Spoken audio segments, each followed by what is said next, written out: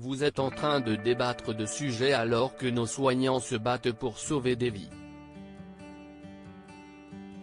À l'Assemblée nationale mardi 3 novembre, les députés ont débattu à propos du projet de loi sur la prolongation de l'état d'urgence sanitaire, tandis que la deuxième vague de Covid-19 touche la France de plein fouet.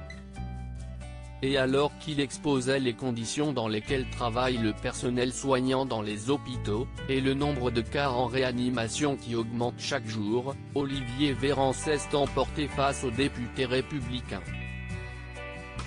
Le jour même, le ministre de la Santé s'est rendu avec Jean Castex dans un hôpital de Corbeil-Essonnes, l'un des plus gros hôpitaux de l'Île-de-France.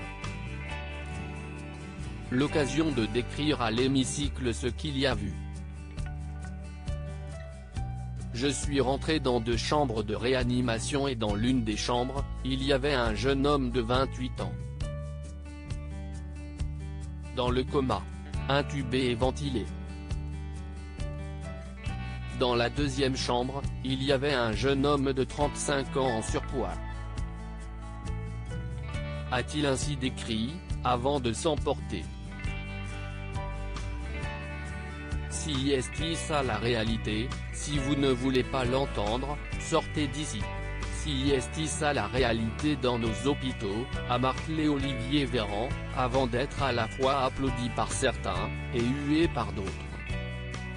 Olivier Véran monte au créneau à l'Assemblée nationale. Finalement, les oppositions sont parvenues à faire voter par l'Assemblée une prolongation de l'état d'urgence sanitaire jusqu'au 14 décembre seulement, et non jusqu'à mi-février 2021 comme le souhaitait le gouvernement, et ce même après le plaidoyer d'Olivier Véran. Si ce n'est pas la première fois que le ministre de la Santé doit faire face aux critiques dans sa gestion de la crise du Covid-19, ce n'est également pas une première pour lui de s'emporter face aux députés, même de son propre camp. En octobre dernier, il s'était vivement emporté contre la députée LREM Martine Vonner, qu'il accusait de faire mourir des patients en réanimation, et prônait la visière comme meilleure protection que le masque. Vous avez dit des choses d'une gravité totale, avait lancé Olivier Véran à la députée, depuis exclue du parti.